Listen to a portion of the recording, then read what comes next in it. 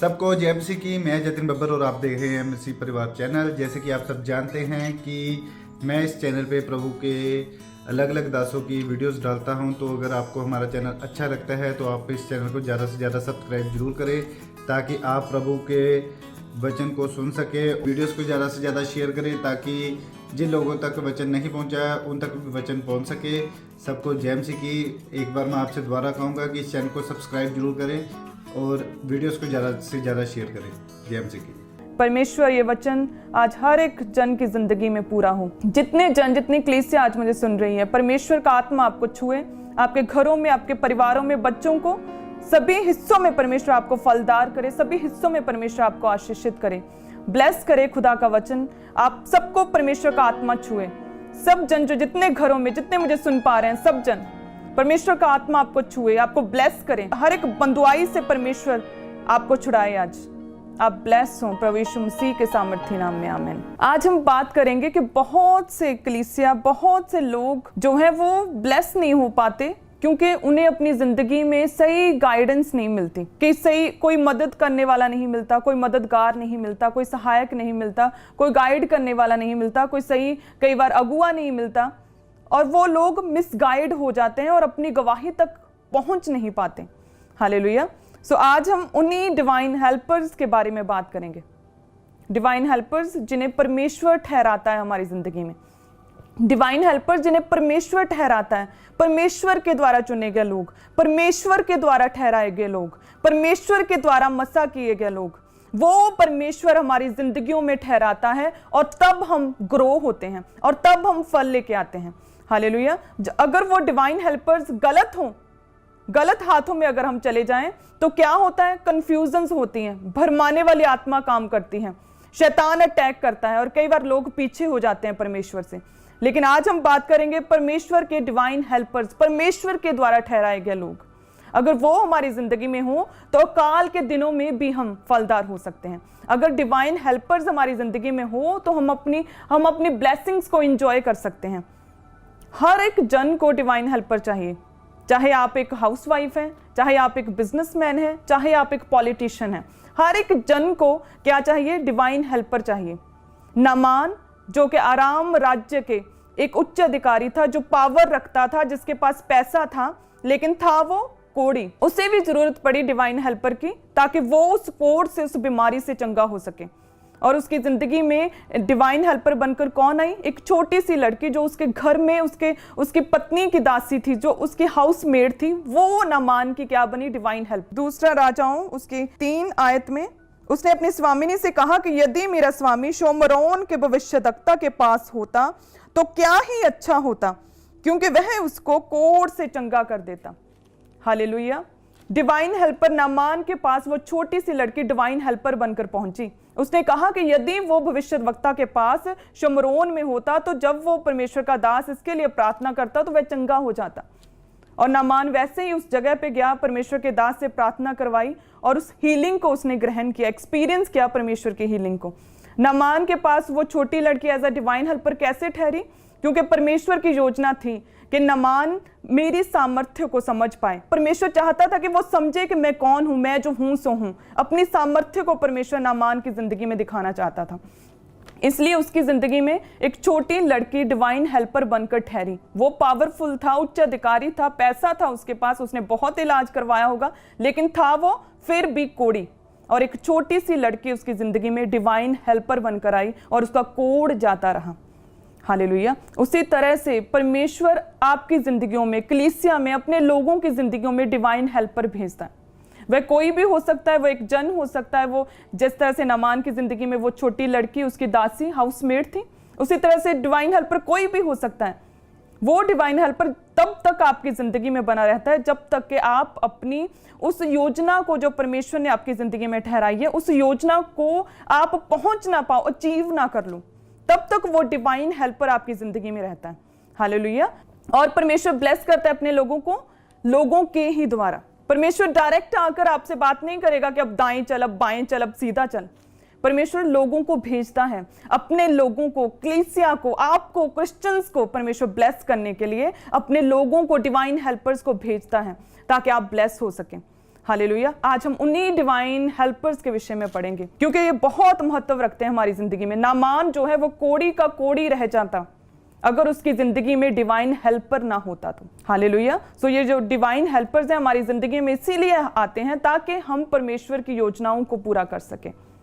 जो एस्थर थी बिना माता पिता के, उसकी जिंदगी में परमेश्वर की योजना थी कि वह ऊंची की जाए, वह रानी बनाई जाए, वह चुनी जाए, उसके द्वारा बड़े काम हो, उसके द्वारा यहूदी बचाए जाएं, उसके द्वारा पूरी क्रिश्चियन कम्युनिटी बचाई जाए। परमेश्वर की योजना थी उसकी जिंदगी में, लेकिन वो बिना माता पिता के थी। वो अपने आप वो योजना पूरी नहीं हो सकती थी जब तक उसकी जिंदगी में कोई डिवाइन हेल्पर ना होता। और परमेश्वर ने एस्थर की जिंदगी में as a divine helper Mordecai को चुना। हालेलुया। मोर्दके ने एस्थर के आसपास ऐसा माहौल बनाकर रखा कि वो पवित्रताई में रही, वो अच्छी आदतें उसने ग्रहण की, वो लालच उसने नहीं किया कि जो ठहराया सिर्फ वही लिया, और सारे जो भी खोजे थे, वो महल के जो जन थे, सभी का उसे फेवर मिला। लालच नहीं किया, वो प्रार्थना में रहने वाली थी, उपवास में रहने वाली थी, वो परमेश्वर पर विश्वास रखती थी। वो डिप्रेशन में आकर उसने कोई बॉयफ्रेंड नहीं बनाया था। वो कैसे पॉसिबल हुआ? जब उसकी जिंदगी में Mordecai as a divine helper आया। हालेलुया। मोर्दके कौन था? जो परमेश्वर को छोड़ ना तो किसी के आगे झुकता था, ना दंडवत करता था। हामान के आगे नहीं झुका। उसे पता था कि ये परमेश्वर के श्रापे हुए वंश में से है, मैं इसके आगे नहीं झुकूंगा। भले इसके लिए मुझे दंड मिल सकता है, सजा हो सकती है, मुझे मौत की सजा भी हो सकती है, लेकिन नहीं, मैं परमेश्वर की आज्ञा को पूरा करूंगा। ऐसा परमेश्वर ने डिवाइन हेल्पर एस्थर के जीवन में भेजा था। हालेलुया। सो उस डिवाइन हेल्पर ने समय समय पर एस्थर को बताया, चिताया, उसे एडवाइस दी, इंस्ट्रक्शन दी, जिसकी वजह से एस्थर वो बड़ा काम कर पाई, यहूदियों को बचा पाई। हालेलुया। जब हम एस्थर 4 अध्याय उसकी 14 में देखते हैं, क्या कहा कि क्या जाने तुम्हें ऐसे कठिन समय के लिए ही परमेश्वर ने अपने लोगों को छुड़ाने के लिए तुझे ऐसा ऊंचा पद दिया होगा। परमेश्वर ने मोर्दके को चुना एज अ डिवाइन हेल्पर, और समय समय पर उसने एस्थर को चिताया, उसे इंस्ट्रक्शन दी, उसे गाइड किया। परमेश्वर ने अपने दास मोर्दके के द्वारा, जो कि एस्थर का डिवाइन हेल्पर था, उसके द्वारा उसने एस्थर को कहा कि नो, सही समय पर अपने यहूदी होने को रिवील करना है। और उसने उस इंस्ट्रक्शन को एस्थर ने माना और वो रानी बनाई गई। उसके बाद ये यहूदियों पर सताव आया, तब फिर से डिवाइन हेल्पर आया और उसने याद कराया कि क्या जाने परमेश्वर ने तुझे ऐसे ही बड़े कठिन दिन के लिए, यहूदियों को छुड़ाने के लिए परमेश्वर ने तुझे ऊंचा किया। उसके बाद हम जब देखते हैं 4 एस्थर 16 आयत, उसके बाद एस्थर ने कहा कि ठीक है मोर्दके को कि तू जाकर शोषण में सब यहूदियों को इकट्ठा कर, तुम सब मिलकर मेरे निमित्त उपवास करो, 3 दिन रात ना तो कुछ खाओ ना कुछ पियो, मैं भी उसी रीति उपवास करूंगी। जो मोर्दके था वो डिवाइन हेल्पर था एस्थर का, उसने सहायता की उसे रानी बनाने में। पहले तो उसे ऐसा माहौल दिया जिसमें वो पवित्रताई में रही, जिसमें वो परमेश्वर के साथ रही, जिसमें वो जो परमेश्वर के साथ जुड़ी रही, जिसमें वो परमेश्वर की आज्ञाओं को मानती रही, लालची नहीं थी, अच्छी आदतें ग्रहण की अपने डिवाइन हेल्पर के कारण। दूसरा, उसके डिवाइन हेल्पर ने उसे इंस्ट्रक्शन दी कि अपने यहूदी होने को रिवील नहीं करना। तीसरा, एस्थर के डिवाइन हेल्पर मोर्दके ने उसे याद कराया कि क्या जाने परमेश्वर ने तुम्हें ऐसे बड़े काम के लिए, ऐसे कठिन विपत्ति के लिए जो यहूदियों पर आन पड़ी है, इसीलिए परमेश्वर ने तुम्हें चुना हो कि तू उन्हें छुड़ाए। और फिर जो एस्थर है उसे याद आया कि यस, परमेश्वर ने मुझे इसी काम के लिए चुना है। और उसने कहा कि सभी यहूदियों में ये बात फैला दो कि 3 दिन रात के उपवास में रहो, ना तो कुछ खाओ ना कुछ पियो, मैं भी अपनी सहेलियों के साथ उपवास करूंगी। हालेलुया। जो एस्थर ने जो उपवास किया उस समय, ये उसने स्टपनी की तरह उपवास को इस्तेमाल नहीं किया था, ये उसका लाइफस्टाइल था। हालेलुया। वो उपवास करने वाली, वो प्रार्थना में रहने वाली, विश्वास में रहने वाली स्त्री थी, इसीलिए उसकी जिंदगी में परमेश्वर की योजना पूरी हुई। और ये योजना जो एस्थर के लिए थी वो पूरी हुई, बट कैसे पॉसिबल हुआ? मोर्दके के कारण, क्योंकि एस्थर का डिवाइन हेल्पर कौन था? मोर्दके। हालेलुया। उसी तरह से परमेश्वर आपकी जिंदगियों में अपनी योजनाओं को पूरा करता है, लेकिन उसके लिए डिवाइन हेल्पर्स को भेजता है। वो आत्मिक अगुआ हो सकता है, वो कोई भी जन हो सकता है आपके आसपास, वो कोई भी व्यक्ति हो सकता है जो आप जो विश्वास में हैं, आप जो परमेश्वर में बने हुए हैं, आप जो परमेश्वर के साथ जुड़े हुए हैं, आप जो लालची नहीं हैं, ये देखकर वो डिवाइन हेल्पर आपकी जिंदगी में काम करते हैं। हालेलुया। और परमेश्वर की योजना पूरी होती है जब डिवाइन हेल्पर आपकी जिंदगी में हो तो। और किस तरह से पूरे यहूदी, पूरी क्रिश्चियनिटी एस्थर के द्वारा बचाई गई, ये सब पॉसिबल हुआ उसके डिवाइन हेल्पर मोर्दके के कारण।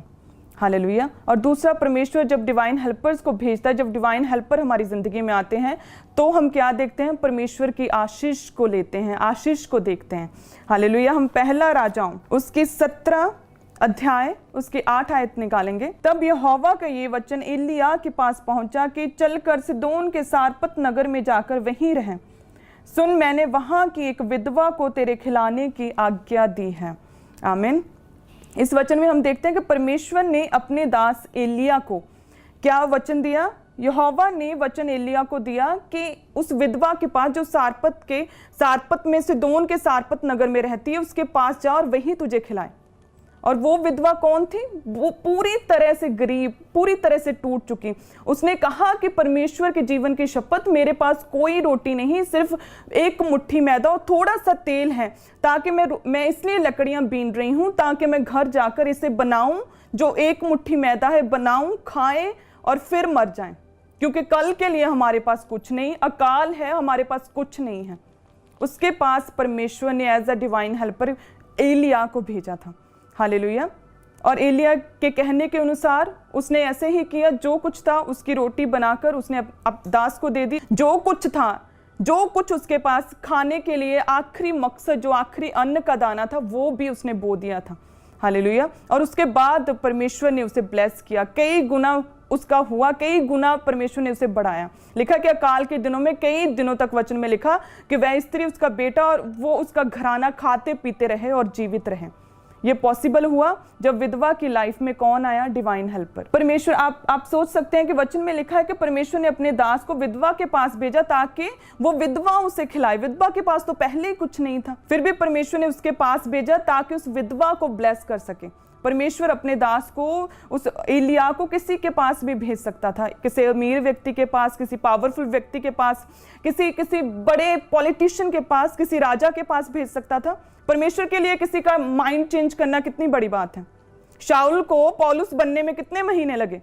कुछ क्षण लगे। हालेलुया। और किस तरह से वो अब तक परमेश्वर के बड़े काम, हम उसके प्रेरितों के काम, कितने बड़े बड़े इफेक्टिव काम हम पौलुस के देखते हैं। सो परमेश्वर किसी के माइंड को भी चेंज कर सकता था अपने दास को खिलाने के लिए अकाल के दिनों में, लेकिन परमेश्वर ने विधवा के पास भेजा ताकि विधवा ब्लेस हो सके, ताकि वो आशीषित हो सके, ताकि वो अकाल के दिनों में बचे। हालेलुया। तो इसी तरह से परमेश्वर आशीषित करता है जब हम परमेश्वर के साथ खड़े रहते हैं। परमेश्वर के दास की बात को माना, आखिरी जो अन्न का बीज था वो भी उसने बो दिया। उसी तरह से परमेश्वर अपने दासों को, परमेश्वर डिवाइन हेल्पर्स को, नॉट ओनली दास, परमेश्वर के कोई भी जन परमेश्वर चुनता है जो परमेश्वर के द्वारा ठहराया गया होता है। परमेश्वर उन्हें हमारी जिंदगी में इसलिए भेजता है ताकि हम आशीषित हो सकें, ताकि हम जो दुखी हैं, जो बीमार हैं, जो गरीबी में हैं, जो अकाल में हैं, जो टूट चुके हैं, जो डिप्रेस्ड हैं, ताकि हम आशीषित हो सकें। इसलिए परमेश्वर डिवाइन हेल्पर्स को हमारी जिंदगी में भेजता है। हालेलुया। जैसे ही विधवा की जिंदगी में, जैसे उसके पास डिवाइन हेल्पर एलिय्याह पहुंचा, वैसे ही वो जो मरने वाले थे, जिनके पास कोई जीने की आस नहीं थी कि हम आगे क्या खाएं, क्या पिएं, परमेश्वर ने उसे आशीषित किया, परमेश्वर ने उसे बचाया, परमेश्वर ने उसे बचाया। और कई दिनों तक, अकाल के दिनों में, वो कई दिनों तक, पूरा अकाल का समय वह खाते पीते रहे और जीवित रहे। हालेलुया। ऐसे डिवाइन हेल्पर जब हमारी जिंदगी में होते हैं तो परमेश्वर बड़े काम करता है, हम बचाए जाते हैं, हम आशीषित होते हैं, परमेश्वर हमें ब्लेस करता है। हालेलुया। और जब ये डिवाइन हेल्पर्स हमारी जिंदगी में होते हैं तो बदलाव भी आता है। आमीन। बदलाव आता है, क्योंकि जो डिवाइन हेल्पर्स परमेश्वर के द्वारा भेजे गए लोग होते हैं, उनमें डूनामिस पावर होती है, उनमें बदलाव की क्षमता होती है कि वो हमारी परिस्थितियों को देखकर उन्हें चेंज कर सकते हैं। हालेलुया। जब डिवाइन हेल्पर हमारी जिंदगी में आते हैं तो वो इजीली हमें चीजें प्रोवाइड होने लग जाती है, जिसके लिए हमें बहुत संघर्ष करना पड़ता है। जब डिवाइन हेल्पर हमारी जिंदगी में आते हैं तो स्ट्रगल खत्म होती है। हालेलुया। जब डिवाइन हेल्पर, जो परमेश्वर ने हमारी जिंदगी में ठहराए, जब वो हमारी जिंदगी में आते हैं तो चीजें आसान होती हैं, हम आशीषित होते हैं, परमेश्वर की योजनाएं पूरी होती हैं। सो मेरा विश्वास है जितने जन सुन रहे हैं, परमेश्वर का आत्मा आपको छुए, आपकी जिंदगियों के हर एक रुका काम खुदावंद खोले। प्रभु यीशु मसीह के सामर्थी नाम में हर एक रुका काम आपका खुले। प्रभु यीशु मसीह के सामर्थी नाम में मैं रिलीज करती हूँ हर एक डिवाइन हेल्पर आपकी जिंदगियों में, आपके परिवारों में, आपके फाइनेंस में, हर एक डिवाइन हेल्पर जिसकी आपको इस समय जरूरत है। परमेश्वर वो स्वर्गीय मददगार आपकी जिंदगियों में भेजे।